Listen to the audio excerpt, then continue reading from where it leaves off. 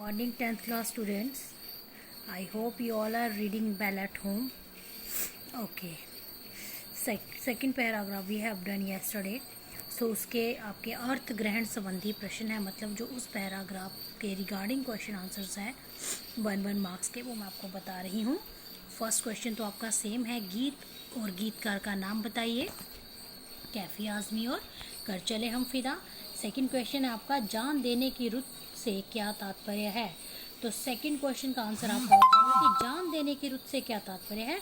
जान देने की रुत मतलब प्राणों का बलिदान देने का उचित अवसर है। बोला है आपको, ललकारा है ना कैफी आज़मी ने कि आपकी जवानी तब जवानी होगी, तब उसका अर्थ सार्थक होगा जवानी का, जब तुम देश के लिए अपने प्राणों को न्यौछावर करोगे, मतलब अपना बलिदान दोगे। ठीक है, तो जान देने की रुत मतलब अपने प्राणों का बलिदान देना, अपने प्राणों की बाजी लगाना। ठीक बच्चे। थर्ड क्वेश्चन आपका है, सैनिक नवयुवकों से क्या चाहते हैं। देश पर मर मिट जाए, मतलब यही सब चाहते हैं ना। तो सैनिक नवयुवकों को देश पर मर मिटने के लिए प्रेरित करते हैं। वे प्रेम और कर्तव्य में से कर्तव्य पर प्रेम को न्यौछावर करने की बात कहते हैं। ठीक है।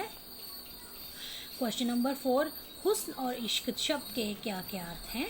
मैंने वर्ड मीनिंग्स में बताया है। हुस्न मतलब सुंदरता और इश्क शब्द का अर्थ है प्रेम। ठीक है, बहुत अच्छे से आप लोग जानते हैं इन शब्दों का अर्थ। ओके। क्वेश्चन नंबर 5, जिंदा रहने के मौसम से क्या तात्पर्य है।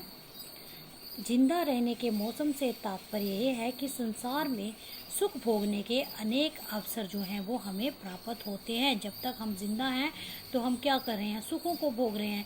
लेकिन ये जो सैनिक लोग हैं, जो आपके फौजी लोग हैं, वो क्या हैं, उनको एक पल का भी सुख नहीं है बॉर्डर में रह के। घर भी आ जाते हैं तब भी उनको यही चिंता सताती है कि पता नहीं कब जैसे कॉल आ जाएगी हमें वहाँ बॉर्डर से, ठीक है, या कब हमारे हेड ऑफिस से कॉल आ जाएगी कि नहीं आप वापस अपनी ड्यूटी पे आइए। तो जिंदा रहने के मौसम तो बहुत है घर पे रह के, लेकिन जान देने की रुत कभी कभी आती है। तो जिंदा रहने के मौसम मतलब संसार में सुख भोगने के अनेक अवसर प्राप्त होते हैं। जवानी का कुएं में नहाने से क्या आशय है। इस कथन का आशय यह है कि अपने देश की रक्षा करते करते शत्रु पक्ष से वीरतापूर्वक संघर्ष करते हुए आत्म बलिदान दे देना।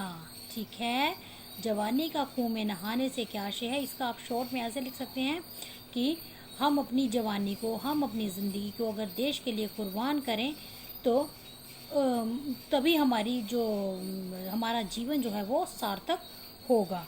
ठीक है। धरती की तुलना किस से और क्यों की गई है। 7 नंबर, धरती की तुलना किससे की गई है, पैराग्राफ में बताया है।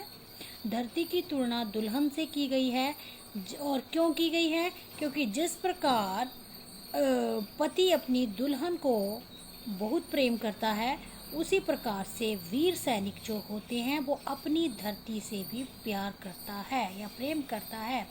समझ में आया। धरती की तुलना किससे, दुल्हन से, और क्यों की गई है, जिस तरह से पति जो है वो अपनी पत्नी से बहुत प्रेम करते हैं, उसी तरह से जो वीर सैनिक होते हैं वो अपनी धरती रूपी माँ से प्रेम करते हैं। ठीक है। काव्य सौंदर्य स्पष्ट कीजिए। तो उर्दू भाषा है, बता चुकी हूँ, क्योंकि Kaifi Azmi is the also Urdu shayar. ठीक है। उर्दू मिश्रित भाषा है, सरल और सहज बोलचाल की भाषा है, अनुप्रास और मानवीकरण अलंकार है, और वीर रस है और औज गुण है। ठीक है। वीर रस इस कविता में अगर आप कहीं भी ऐड कर दोगे तो नो प्रॉब्लम, कोई आपका गलत नहीं कर पाएगा, क्योंकि इसके हर मतलब इसमें पद्यांश में हर पंक्ति में यहाँ पर वीर रस जो है वो है ही। ठीक है। लास्ट क्वेश्चन, इन पंक्तियों में निहित संदेश लिखिए। तो क्या बोला कवि ने, देशवासियों को क्या संदेश देना चाहा है। कवि ने देशवासियों को देश की रक्षा के लिए आत्म बलिदान देने की प्रेरणा दी है कि अपने देश की रक्षा के लिए आत्म बलिदान दे दो। ठीक है बच्चे। So thank you for watching video. Next paragraph in next video. Thanks.